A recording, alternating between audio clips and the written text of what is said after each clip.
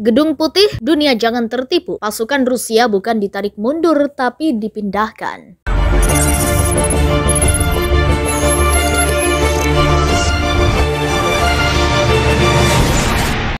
Direktur Komunikasi Gedung Putih KT Bedingfield mengatakan bahwa pemerintahan Biden memandang pasukan Rusia bergerak menjauh dari ibu kota Ukraina, Kiev, sebagai penempatan kembali daripada penarikan langsung. Pada konferensi pers, Bedingfield senada dengan retorika dari Departemen Pertahanan yang menguraikan bahwa Amerika Serikat akan memperhatikan dan melihat jika tindakan Rusia sesuai dengan kata-katanya mengenai pasukannya di Ukraina.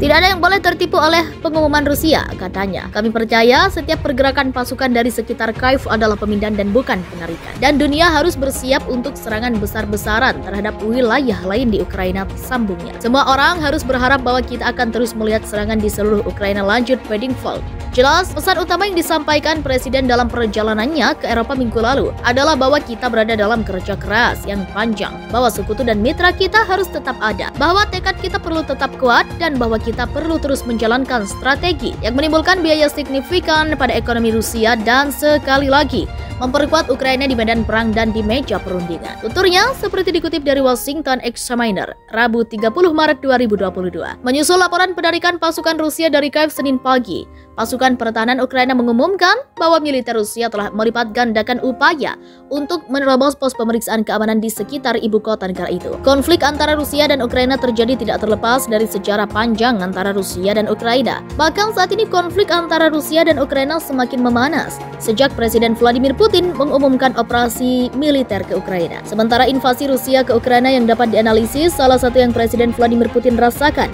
dan sulit untuk mentolerir yaitu penghinaan terus-menerus Moskow oleh Amerika Serikat sejak pembubaran Uni Soviet pada tahun 1991.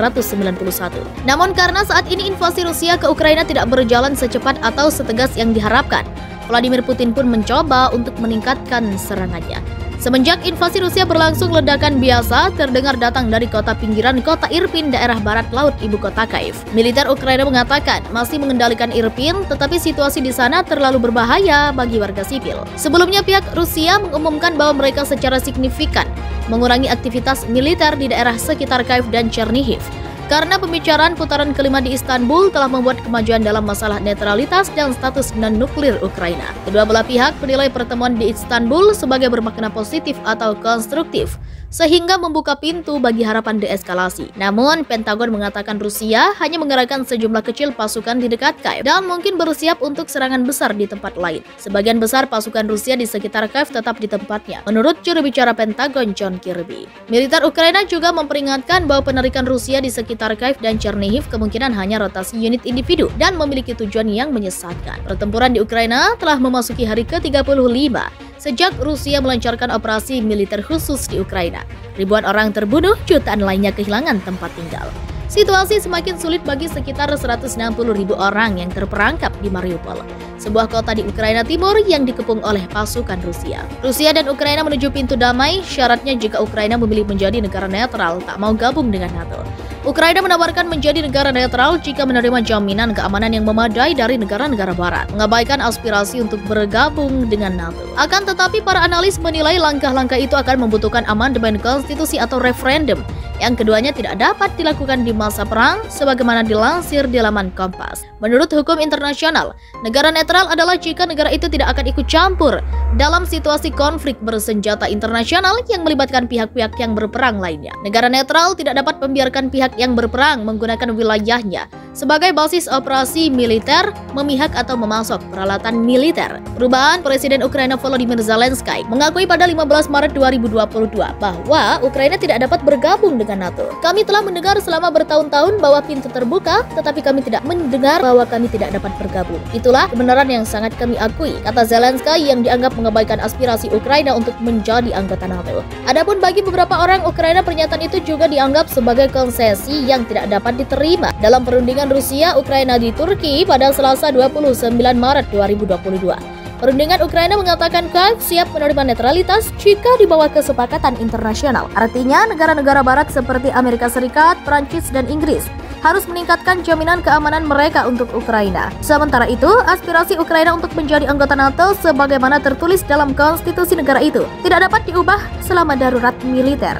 seperti yang berlaku sekarang atau selama keadaan darurat pembayaran gas Rusia. Gunakan rubel bikin Barat kisruh dan jadi konflik baru perang Rusia-Ukraina. Apa sebabnya? Rusia dan Barat makin tegang terutama dalam hal kisruh mengenai pembayaran gas dalam rubel. Rusia pada Senin 28 Maret mengatakan pihaknya tidak akan memasok gas ke Eropa secara gratis.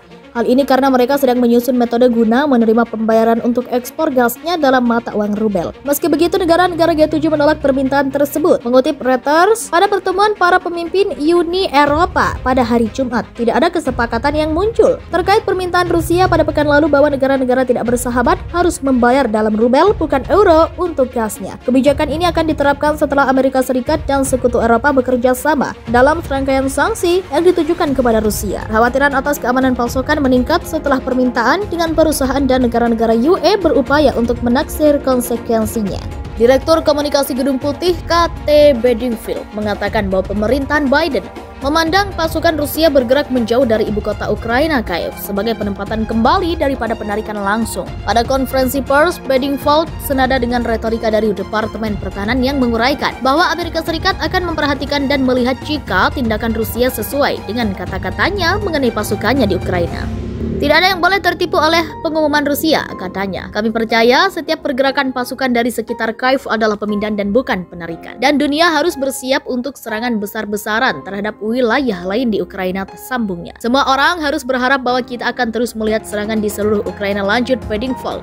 Jelas, pesan utama yang disampaikan Presiden dalam perjalanannya ke Eropa minggu lalu adalah bahwa kita berada dalam kerja keras yang panjang, bahwa sekutu dan mitra kita harus tetap ada, bahwa tekad kita perlu tetap kuat, dan bahwa kita perlu terus menjalankan strategi yang menimbulkan biaya signifikan pada ekonomi Rusia dan sekali lagi memperkuat Ukraina di medan perang dan di meja perundingan. Tuturnya seperti dikutip dari Washington Examiner, Rabu 30 Maret 2022. Menyusul laporan penarikan pasukan Rusia dari Kiev Senin pagi, pasukan pertahanan Ukraina mengumumkan bahwa militer Rusia telah melipat gandakan upaya untuk menerobos pos pemeriksaan keamanan di sekitar ibu kota negara itu. Konflik antara Rusia dan Ukraina terjadi tidak terlepas dari sejarah panjang antara Rusia dan Ukraina. Bahkan saat ini konflik antara Rusia dan Ukraina semakin memanas sejak Presiden Vladimir Putin mengumumkan operasi militer ke Ukraina. Sementara invasi Rusia ke Ukraina yang dapat dianalisis salah satu yang Presiden Vladimir Putin rasakan dan sulit untuk mentolerir yaitu penghinaan terus-menerus Moskow oleh Amerika Serikat sejak pembubaran Uni Soviet pada tahun 1991.